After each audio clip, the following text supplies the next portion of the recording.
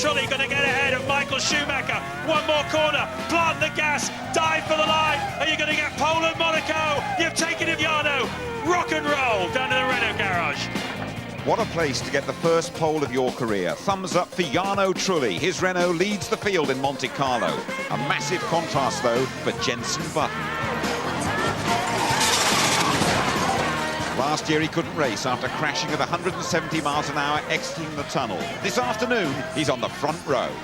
And Button does a 1:14.396, goes second and splits the two Renaults.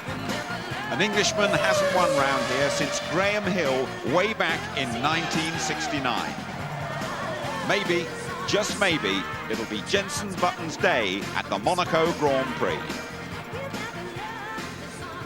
Hello there, good afternoon. It is race day in Monte Carlo. It's an absolutely magical occasion. This really is the race the drivers want to win above all others. Conditions pretty good, lots of blue sky around, bit of cloud cover as well, temperatures around about 22 degrees. We are, though, expecting a dry race, and we're all wondering if Michael Schumacher's phenomenal run of success will end this afternoon. 5 races, 5 wins, 50 points. The brilliant world champion trying to beat Nigel Mansell's record by becoming the only driver to win the first 6 races of the season. There are half a dozen races coming up in the next couple of months. It's all very hectic. Michael Schumacher's won Monaco 5 times, but he's only 4th on the grid. Very tough indeed to win from there. Ferrari teammate Barrichello, he is 32 today. Button's already enjoyed his first podium and pole this year. Could we see that first victory? Alonso and Trulli have scored points at every race. Trulli on pole and Alonso right behind. Last year's winner, Montoya, he starts a distant 9th, 3 ahead of Ralf Schumacher, and he's been demoted 10 places after an engine change. Right, Mark and Tony with me on our superb little balcony up here. Welcome both. Who's going to win? You've got a feeling for a Renault driver, haven't you? I have. I mean, of course, we're all rooting for Jenson Button, but I can't help feeling that Fernando Alonso, a winner, a great racer, so aggressive, he's going to push Trulli very hard. And also because Pat Simmons of Renault says they haven't compromised their strategy. You go for Michael. Well, as much as I'd like to see somebody else win the race, I think Michael's still got it. I think he's got something up his sleeve with Ferrari. They've got good tactics. Ross Brawn's a fantastic guy when it comes to vision for the race. And I think they've got a little bit more fuel on board. I think we're going to get a bit of a shock come the first pit stop. Really? He was penalised, wasn't he, Michael Schumacher, in qualifying because he had to go earlier than he wanted to, and he's ended up 4th, not a great position. Well, I think what they did, they made a small mistake. I think they put a little bit too much fuel in for his first qualifying session. That then gave the pecking order for his second one, which was the dominating factor of where he was on the grid. And there is a little bit of an issue there. I think Michael is now dwelling on the fact that they tried to run so heavy, but it could all pay off come the race. I'm still thinking that there is something there. They'll be looking for the master tactician we saw there, Ross Brawn, to pull something out of the bag. Only 3 drivers, I think, have won from 4th position in 50 races here, so Michael will have to do some to do it. The Renaults, though, brilliant starters as always, Tony, and right at the front.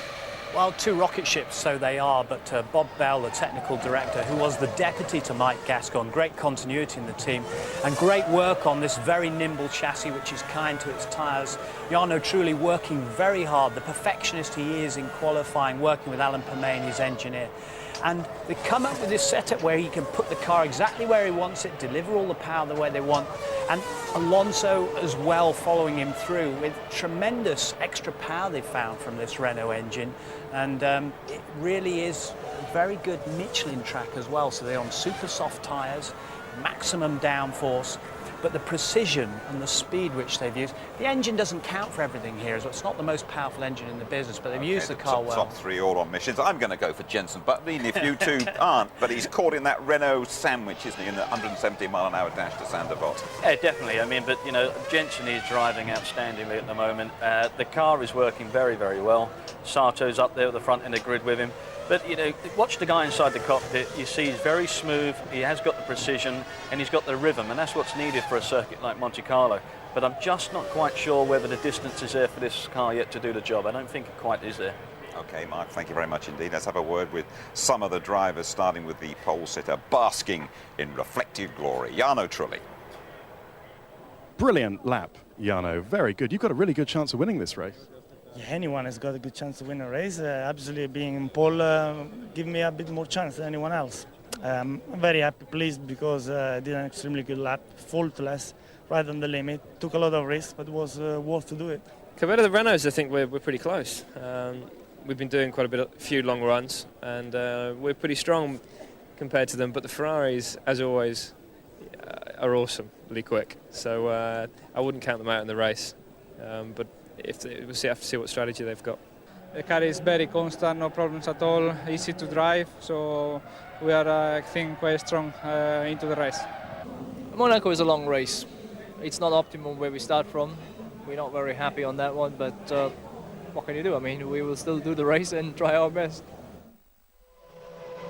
A fantastic first pole for Trulli in his Renault, the first for an Italian since Fisichella in 1998. Button second in the BAR Honda. What a dynamic and different front row.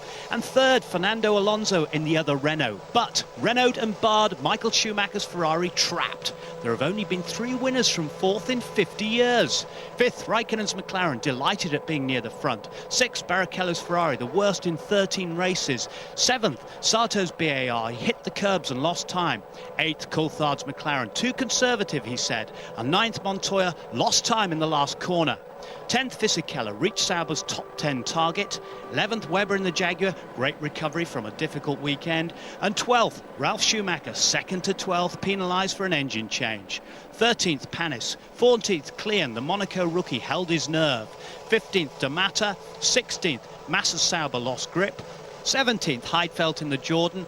Teammate Pantano, 18th in the other Jordan. 19th and 20th, Baumgartner and Bruni both lost track time after crashes. So that's how they're lined up on the grid. Lined up here on the top of the Jordan motorhome is Eddie Jordan with a proper Irish superstar, Bono, making a return visit. Nice to see you here again. That's very cruel. You know, I've known... No, it's not. I've known Eddie since he was a little boy. I used to babysit him. Back in the north side of Dublin. I must say, he's turned out so very well. Never brought a blush to me ma's cheeks. Presumably it's Eddie's sparkling company that keeps you coming back here time after time. It is, but I remember I used to give him pocket money, and he would always invest it. And he'd come back the next week, and he'd say, Uncle Bono, he said, look what I've done. And he's made me so proud. And even then he was obsessed with the yellow. I don't believe a word of that. Eddie, tell me just very briefly, you're going to put on a good show for him today? It's going to be a difficult race for Jordan. It's been difficult for the last couple of months, but we've got great support. And the good thing about this is when you're down, you know when you've got your friends coming, because they keep coming blagging for tickets, like I keep coming looking for backstage passes. So it's the same gig all around, don't worry. A mutually beneficial arrangement. Have a good day, both of you. This is the Glasgow Celtic of the on the circuit here. More spirit, more heart, more balls, and one day more speed than anyone else. Thank you. Yeah, they'll need a bit of all those ingredients that Jordan's starting down the back of the field today. Eddie, always a very shrewd businessman. They get great support here to Ferrari. The fans tend to pack the hill right above us below the Royal Palace, and Michael Schumacher has done the business for them. 3 wins in the Ferrari round here, and he's really been untouchable so far in F1 2004. We've seen that trademark celebration leap in Australia. Then we moved to sweltering Malaysia. A new venue, Bahrain, but the celeb just the same. Back to Europe we came, San Marino. And there we are, one for the Tifosi. And a couple of weeks ago, Ole, the rain continues in Spain. Will the run end today, though? Ted Kravitz reporting. Michael Schumacher's had a bit of a face-on so far this weekend. Ferrari have been beaten here for the last 2 years, and Michael doesn't want to make it 3. The team's chances of victory are slimmer than they have been all season, but they're on the hard tyres that are great for the race. Michael now has to hope that he has more fuel on board than his opponents. We have, I think, the master of strategy in our team, Ross, so I cross my fingers that he's going to do the best job he can, which I know he will. But where he's going to end up in our situation, that's the good question. You could get beaten here tomorrow. We could get beaten every race, you know that. So, yeah, there's a strong chance, but that day was going to come. But I promise you, we won't be giving up easily. Neither will this man. Fernando Alonso races better than his pole-sitting teammate. But if he doesn't pass Trulli in the pit stops, he'll have to hold station behind him, like he did at Barcelona 2 weeks ago. Alonso was out-qualified by Trulli here last year, but finished ahead of the Italian. He needs a repeat performance this afternoon. In Barcelona, yes, he was chasing down Jarno, and we did say to him on the radio that he mustn't take any risks. Now, we can't tell him, look, you're not allowed to challenge Jarno, but I think we made it clear that he'd be up before Mr. Briatore in the morning if he did anything stupid. So with those two scrapping it out, the door's open for Jenson Button to take his maiden victory, but he has to survive the start. Trulli's Renault is much more powerful at low revs than the BAR.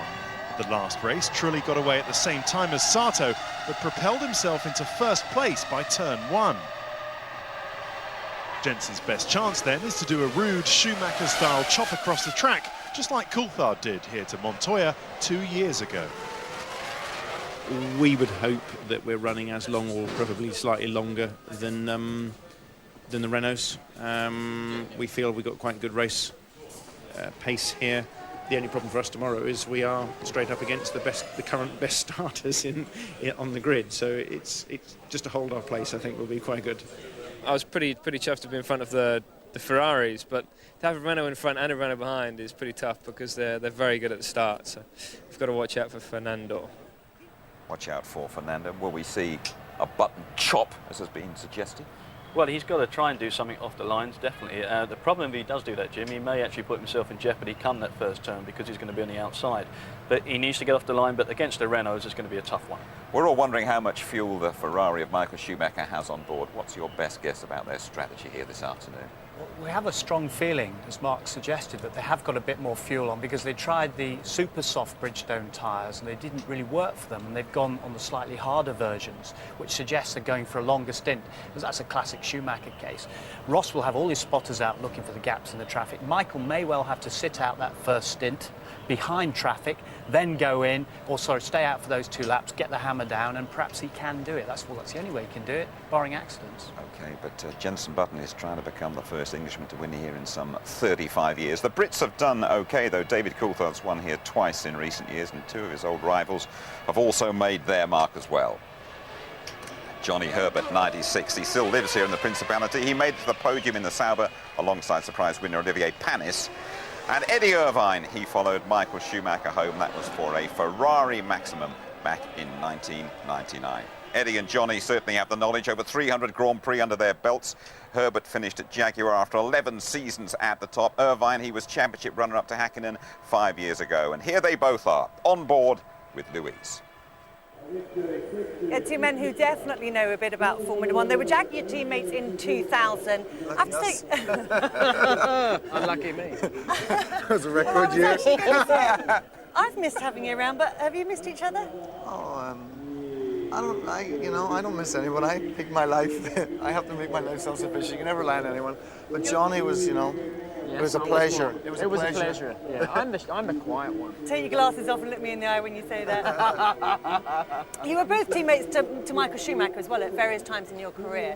And Formula Ford, yeah. What do you think about his performances at the moment? I mean, he just keeps getting better and better, doesn't he? It's not he's getting better. He's always been good. His weakness has always been pressure. Last year he had a lot of pressure because the tyres weren't any good, and he was struggling to get the results. That the car was good, he was good, the tyres weren't, and he was fighting very hard. He managed to pull it off this year. He's got reasonably good tyres, which are nearly as good as the Michelin's probably. But he's relaxed as well now. The pressure's off. off. Big difference, exactly. Pressure's big difference. And Michael's got no pressure. He's the king.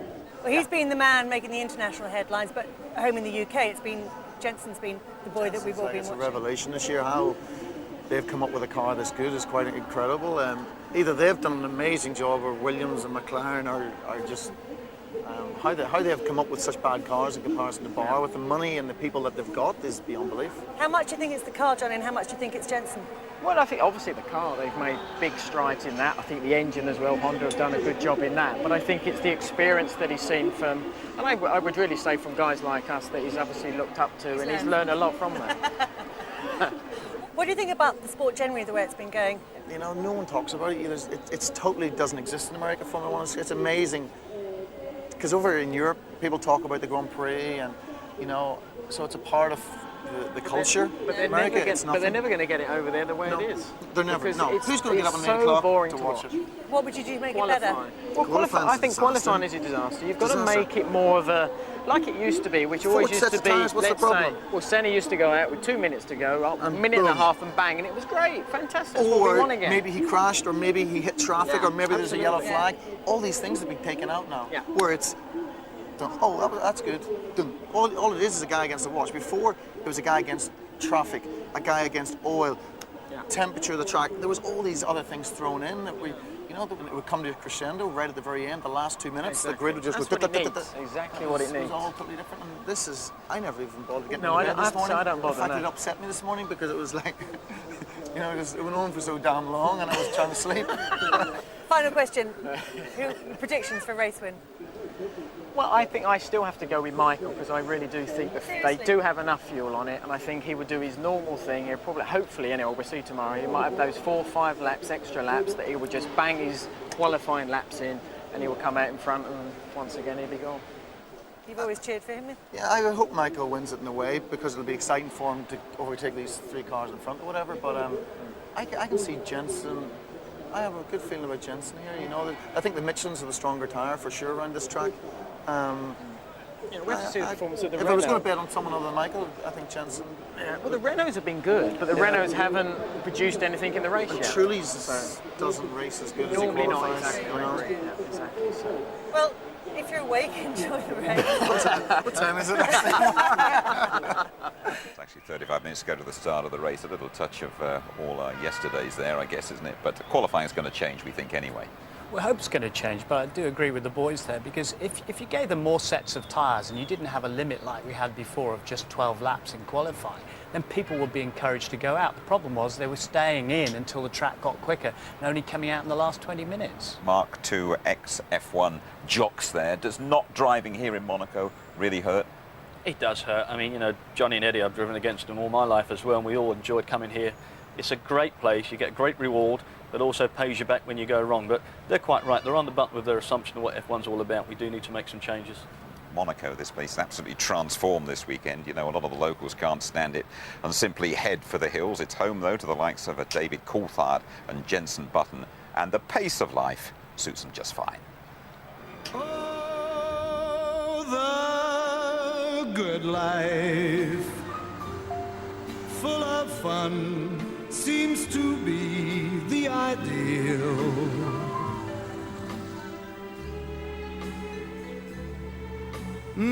The good life lets you hide all the sadness you feel. So what's Monaco like outside the Grand Prix weekend? It's very quiet, actually. I mean, in the summer it's quite nice. The weather's fantastic, but in the winter it's very quiet. There's nothing really going on here. What do the locals think about having their town utterly taken over for a week or whatever it is? I've been in a few restaurants leading up to the race, and they don't like it very much. A lot of them leave. They leave on the Wednesday and come back on the Tuesday or something. But which is good, because otherwise it would be just packed, wouldn't it? It is synonymous with glamour, isn't it? It is. You know, it is packed full of glamour. And I mean, if you look at the yachts out there, it's crazy the amount of money that they're worth. But why not, eh? You know, it's one time in a year when Formula One does get really glamorous, because most races it ain't all that. Full of fun seems to be the ideal. One of the coolest places to stay at the Monaco Grand Prix is the Columbus Hotel, which just happens to be owned by a certain Scottish racing driver. So tell me, David, other than your gaff, where are the hit places to hang out when you're in Monaco for the race? It's funny to hear it referred to as my gaff. I'm just one of the partners in the hotel, but I would definitely recommend coming here for drinks prior to dinner. If you like sort of slightly more sticky floor and a bit of rock and roll, then the Rascasse, which is now called the Grand Prix Cafe, which I used to go there all the time until they called it the Grand Prix Cafe. And then you stayed And clear. then I've never been there now, because it sounds like a bit going to the office. Do you bump into a lot of the other celebs? Sort of when you're down at the local supermarket doing your shopping? Yeah, well, I haven't been to the supermarket for a wee while, but I did bump into Roger Moore yesterday when I was going to lunch in the particular Sounds quite cool restaurant. then, doesn't it? Just bump Yeah, into no, Roger Moore. it does, doesn't it? And he didn't speak, but he raised an eyebrow, which is obviously... Even better. It says so much. At the Monaco Grand Prix, even sponsor commitments aren't such a chore. So this is your idea of working, is it?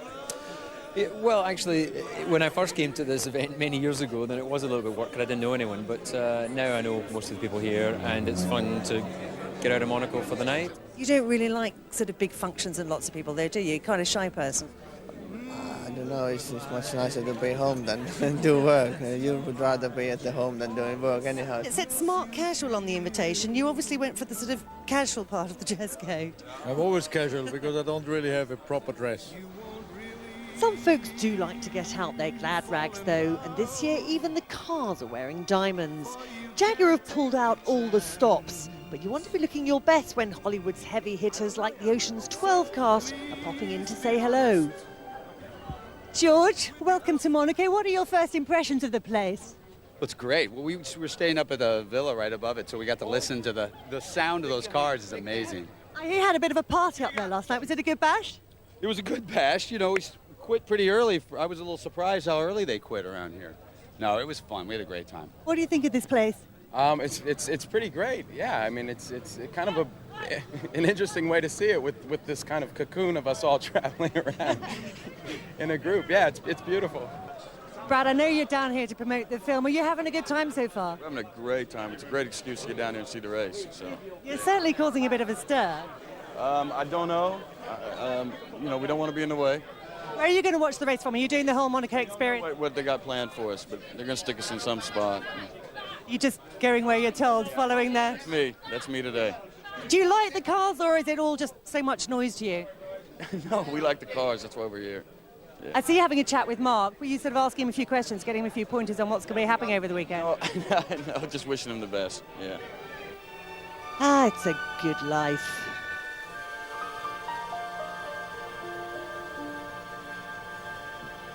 Nicky Lauda, presumably still looking for his dress, hangover shades or ultra cool. Take your pick to describe those Brad Pitt sunglasses. A bit earlier on today, the drivers on their customary parade lap taking a close look at the significant improvements to the pits and paddock this year. The 2-mile circuit pretty much unchanged. There are fears, though, parts have been emasculated. Monaco, there remains the ultimate test of precision, concentration and stamina. Despite the slowest corner on the calendar, some cars are going to average close to 100 miles an hour. Hop on board now, the Renault of pole sitter Jarno Trulli and Martin Brundle. Let's join Jarno Trulli for his first pole position. A brilliant lap. Watch closely. 170 miles an hour down the pit straight into Sandibot. Bring it down to about 80. Spin. Look at this. Crank on all the lock you've got. Hooks up to the apex nicely. Just ride the curb on the right-hand side into Portier. Once again, turning in early. The front of that Renault working superbly. Heading down towards the seafront then. Through the tunnel he goes. It's bumpy in the braking zone. And look how closely he skims the barriers on the way in and on the way out. He's really on it now. He said, I'm taking risks for this lap, and just watch him through the swimming pool. Listen to the throttle. Didn't even lift, changing gear in the middle of it. Incredible. Now he knows he's on a flying lap. Just the Rascas really ahead of him. A nice straight line braking zone now. Good traction again out of there. The clumsy Anthony Nogue corner, but he took it nicely. Just drive to the line then. A brilliant lap, surely the best of his life. Jarno Trulli on pole. Well, it was a super lap from Jarno Trulli, and I've got his ex-teammate here, Alan McNish. Alan, you don't have to be politically correct with the team anymore. Do you think he can really win this afternoon? Yes, I think he can. The car's good. He's driving with a lot of confidence and much more consistent than he was last year. But to me, the key is going to be the first stint and how and who comes out first after the first pit stop. Because traffic, if they come back into traffic, your race is effectively sunk, is that right? Oh, definitely. Round here, you know, we remember David Coulthard getting blocked by Enrique Bernaldi in an Arrows, so it was 3 seconds slower than him. He couldn't do anything about it. And so that is definitely going to be the key. But I think they've got the speed. My question is where Alonso is going to be out of the first corner. What about Renault and BAR? If they race each other, is there a chance they could let Ferrari in the back door? Michael's definitely the dark horse here because people are now focusing on what Jarno's going to do, what Jensen's going to do, and Alonso to an extent. But I feel that they're just going to be there chipping away, and a little bit like he did here last year. He didn't qualify so well, but at the end of the race he was right there just by taking points in places when he could. OK, and finally, we're covering you in Le Mans, of course, on ITV. How's preparations going? Very well. We had the big pre-test about 3 weeks ago and we managed to come out quickest. It was myself and Johnny Herbert at the top of the times, so it was nice to see two Brits up there, and we intend to try and make it the same in June. OK, good luck for that. Thanks for joining us. Thank you. Well, Jensen, race day in Monaco. You've got a big day ahead of you, haven't you? It is, yeah. You know, we're just doing all our engineering before the race. But yeah, looking forward to it. Who are you more worried about, the Renaults on either side of you or Michael just behind them? Well, to start with, obviously the Renaults, because they seem to be very good at starts, both drivers, and from then on, you know, we've just got to keep good pace with the Renaults, and we'll see what happens when we get to the pit stops. But the Ferraris are always going to be very quick. You know, they've got very good race pace, so we've got to try and stay in front of them. But that's probably the most difficult thing, staying in front of the Ferraris. How crucial are the pit stops going to be? Because traffic always plays a big role here, doesn't it? They are very important, and obviously we don't know what strategies people are doing and how many pit stops they're doing, but I think we've got a good strategy, and the boys have been practicing a lot on the pit stops, and they're pretty quick, so we'll see. Well, the stats are in your favour. 5 times in the last 9 years this race has been won from second, so... Fantastic, and the other 4? From first. Yeah, it's true, but I mean, stats don't really mean anything when you come to a new race, but we'll see. Second looks pretty good here, but the Renaults are very good off the line, so we'll wait and see. Have a good day. Fantastic sounds. The cars are out at the moment. Just a little warm-up session 15 minutes before the race itself, and the Monaco Grand Prix starting in just over 25 minutes time. If you watched our qualifying show yesterday, you'd have seen the FIA President Max Mosley saying he expects the British Grand Prix to stay and to flourish at Silverstone. This year's date, Sunday, July the 11th, and on the Tuesday of that week, Formula One cars will take over London's West End. Promoter Harvey Goldsmith can tell us more. Well, it sounds like a super event, Harvey. Tell us who's coming. We've got the top 7 cars coming, and just running around here today, we're going to get 8th and probably the 9th, and I think Renault's going to come in and Jaguar as well.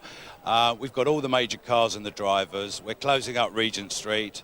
It's an initiative for Westminster Arts to help the Theatreland, for the Regent Street Association, and of course it's a fantastic promotion for Silverstone. It's on the Tuesday the 6th of July, the end of the day, 6 o'clock. And anyone can come along? Anybody can come along. It's free, and we'll run up from Waterloo Place all the way up Regent Street, round past the Palladium and back down. We've got a great circuit lined up.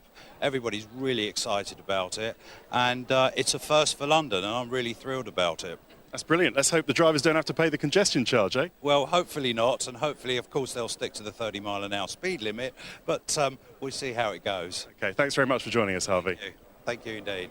They've got to watch out for those clampers as well. They're pretty lively around London's West End. Great prospect that, though, Tony. The possibility of a London Grand Prix, unlikely, I suppose, but the cars going in the West End in a couple of months, that's brilliant. It's a great promotion for the British Grand Prix. The ticket sales are already going very well, and as Mark reminded me earlier, are much better than in USA and France at the moment. But I was going to say they could switch the lights on in the West End a bit early. If they switch them off, Schumacher will think it's the start of the race. He'll be off like a robber's dog. I think it's fair to say Formula One really needs to sell itself, Mark. Attendance is noticeably down here this weekend. It's just a flat weekend so far, Jim, in terms of people out there. You can go into a restaurant, it's very easy. Normally that's a nightmare to get a reservation. It's that kind of weekend. But Silverstone is really pumped up at the moment in ticket sales. I think everywhere else in the world's a little bit down. Right, now be sure to keep the emails and the texts coming. We always do our best to respond. Our first question concerns the dangers of racing not round the palace, but round those yachts. James Bell from Edinburgh wants to know, have any drivers actually ended up in the water here in Monaco? Well, the answer to your question, James, is yes. Probably the most famous incident was back in 1955 when double world champion Alberto Ascari lost control of his Lancia coming out of this chicane here and ended up in the water over there. He escaped with just a broken nose, but really sadly, a few days later, Ascari was killed in a very mysterious accident while he was testing a Ferrari at Monza. Another man to end up in the drink was the Australian racer Paul Hawkins. He got out of the car no problem. And there was a third incident which the film buffs amongst you might remember. In the classic racing film Grand Prix, Pete Aaron, the character played by James Garner, ended up piling his car into the harbour. Now, luckily for the modern day drivers, these Armco barriers have been installed, so there's very little chance of it ever happening again. Well, back on dry land, we've got another email from Vera Ramos of Yorkshire, and she says, what are the funny white lines on the inside of Jenson Button's rear wing? Well, Vera, BAR are a very sort of touchy-feely kind of team, and what they've done is put the name of everybody who works there on the car itself. So here we go, we've got David Richards, Jeffrey Willis, they're all on here, everybody who works at the factory and on the race crew. It's a really nice touch. And they will all hope that Jenson Button delivers today. Of course, you can email us at paddock@itv.com if you prefer to text F1 plus your message to 86188. Mark, he's at the wheel for Ask the Team this week, and that's on the ITV F1 website. It is competition time now. We're going to offer you a transatlantic VIP trip for two to the Canadian Grand Prix. That's in Montreal in 3 weeks' time.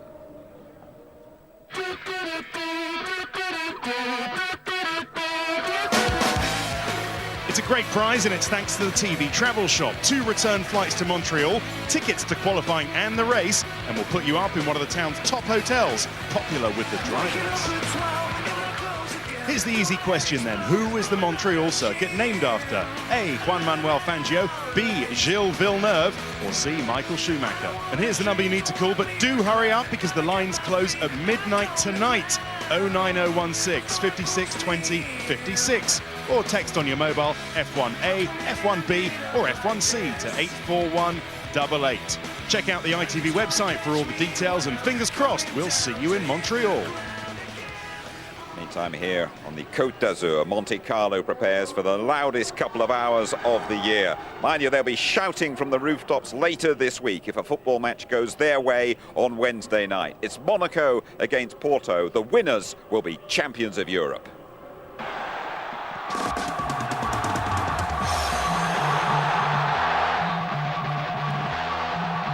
For the first time, F1 is not the only sporting talk of the town here in Monaco. Their team is off to Germany to play Porto in the Champions League final. Monaco's so small, the team has to train in France, but they'll be on full throttle in their bid to power past the Portuguese on Wednesday night. Against La Coruña at home, we won 8-3, and I scored the 8th goal. It was very special for me. It was a great night. Our victory against Real Madrid, that was tremendous for us because we are a young team. But Chelsea was incredible for us with all those great players, and it was very special for us. Edouard Cissé had a spell at West Ham, but now teammate Fernando Morientes could be London-bound to Chelsea. Roman Abramovich is here at the race today. Fernando Morientes is our best striker, and it's a top scorer. His experience at this level, and is very important for us, Fernando. Just as important is support from Prince Albert. He loves his football just as much as he loves having Formula One power around the streets. I've always been very emotional at games, but if it's a big game and a very important one, of course that's all heightened, and obviously the players in any team feed off the energy of their fans. The Prince Albert is one of #1 fan, but they are not only the Monaco people who support us. There is for the final there will be all the France. You know that we are still the outsiders, but we're gonna do our best. They'll have a right roll knees up if they do it. Monaco too good for Chelsea. Owner Roman Abramovich is in the vicinity. This is the Polaris just outside the harbour. One of the smaller ones. The yacht with 2 helicopter pads, an aquarium, a submarine, a powerboat. That's down the coast at Cap Ferrat. You know when Roman's around.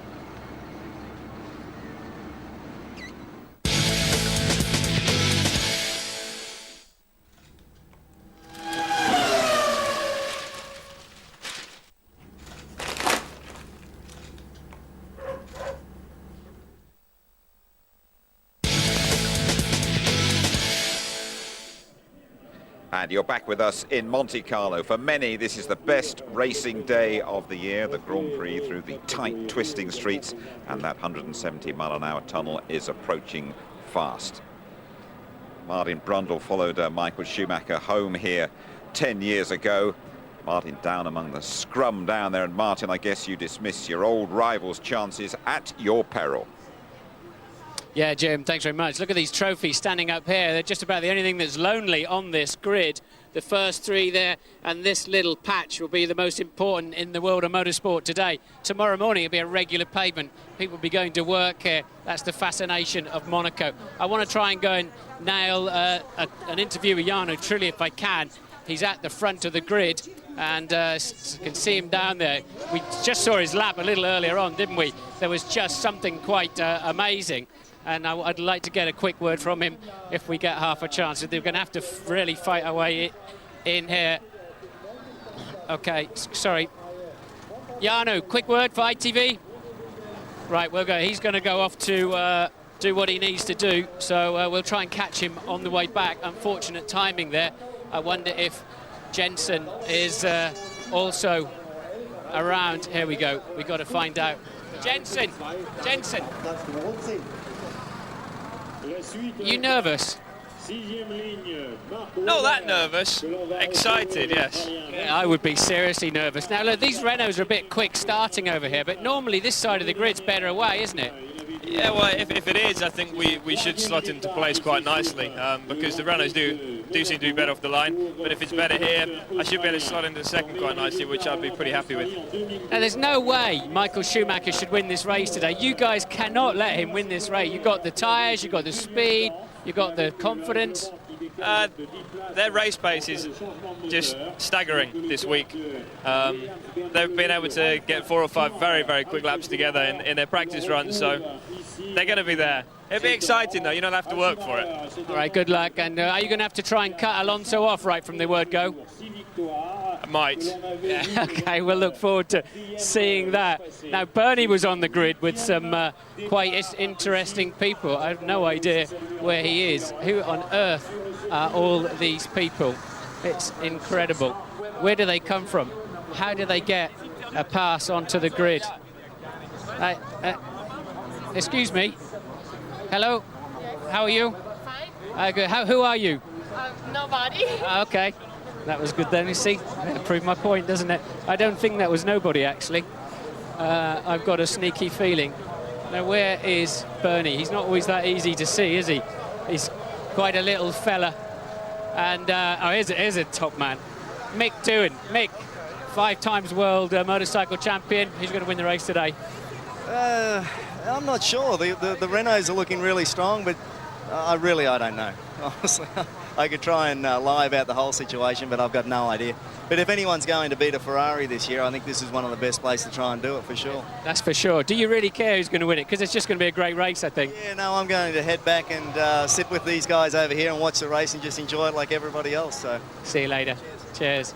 Right. Has anybody got any idea where Bernie is on this grid? I'm sure I really wanted a quick word with him, but we're not going to find him. I think he's obviously gone down the back. We'll scoop him up as he returns to the front. Let's see who else we can find.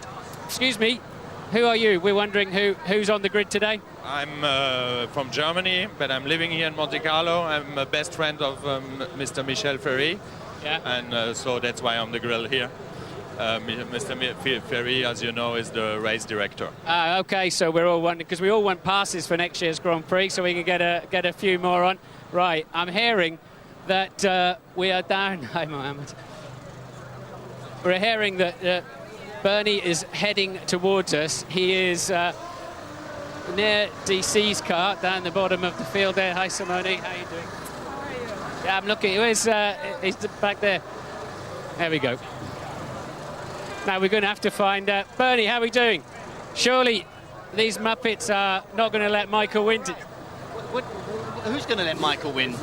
These other Muppets, they can't let Michael win today, can they? Oh, it's going to be a good race. I'm not too sure Michael's going to win, and I'm not too sure the 3 on the front are going to win. Yeah. I think we'll get a different result. Mr. Abramovich, we saw his floating waterproof caravan, I think, earlier in the show. Mr. Abramovich, is he interested in coming into Formula One? you asking me or asking him? I'm asking you to ask him because I believe he did. Just to see, just to watch what's going on. Yeah, well, we'd really like to have you here. You enjoying it? Your first time on the grid in Monte Carlo?